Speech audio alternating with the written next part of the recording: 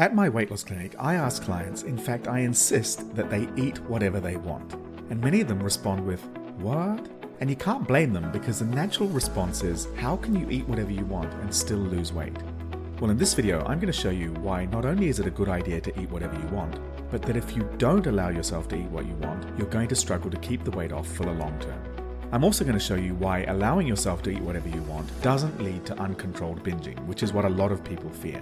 So in case you didn't know, I've run a weight loss clinic for 15 years now where I only see women over 40. And my focus is on changing behavior, not dieting. So when clients come to see me, one of the first things I tell them is, on this weight loss program, you can eat whatever you want. And when we think about this, we have to think about what the alternative would be, which is not being able to eat whatever you want.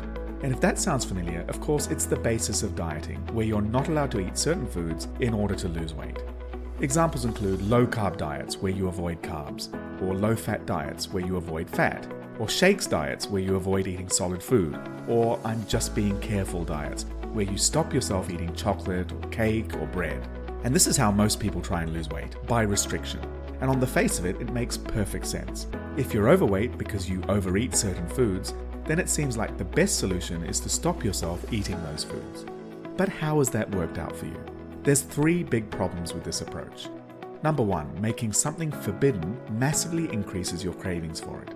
If you went to a shop to buy something and you were told, sorry, you're not allowed to buy that product, but other people are, does it make you want it less or more? Of course, if you're not allowed to do something, it makes you want it more. This is what happens when you make certain foods forbidden. And most of my clients underestimate how much this affects their cravings for particular foods. Number 2, making something forbidden increases the chances of binges. If you're not allowed to eat something, if you ever do give in to cravings, there's a tendency to think, oh well, I've messed it up now, I might as well just keep eating now and start again tomorrow. And number 3, what's the long-term strategy of making foods forbidden? Okay, let's say you're going to stop yourself eating chocolate to lose weight. Is this something you're willing to do for the rest of your life? Most people would say no. I don't want to never eat chocolate. So what's the strategy here?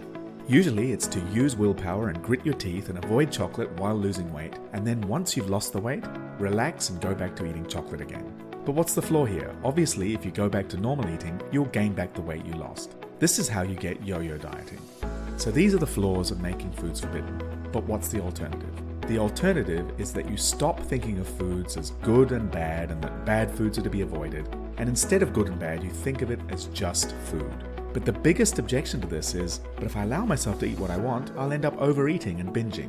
And this is a valid concern and one that would prevent the majority of people even trying out this concept. But this is why, if you're going to try this, it's much easier if you have someone to guide you through the process. But let me walk you through how the process plays out. Firstly, for some clients, simply being told that they can eat what they want immediately reduces their cravings for certain foods. Being told now you can have this makes them think, I don't want it so much anymore.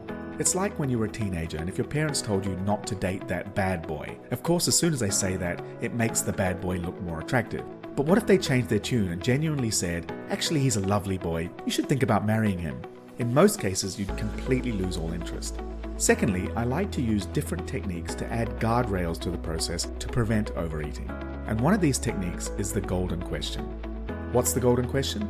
It's, I can have this if I want to, but do I really need it right now? So for instance, you're presented with the opportunity to eat some chocolate.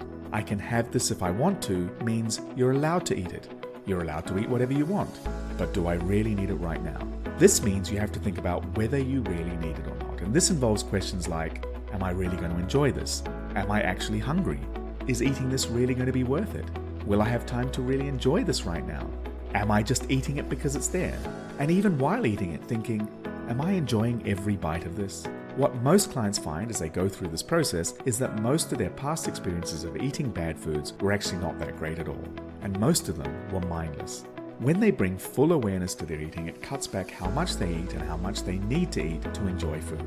It ends up being a win-win because they eat less and enjoy what they eat more. And the amazing thing is that within weeks, you can go from someone who's out of control with your eating and struggling to someone who's relaxed, in control, not obsessing over food decisions, and enjoying your food more than ever. And if you'd like to find out more about how this could be you, click on the link in the description below to get in touch and book a discovery session with me. And I'll see you next time.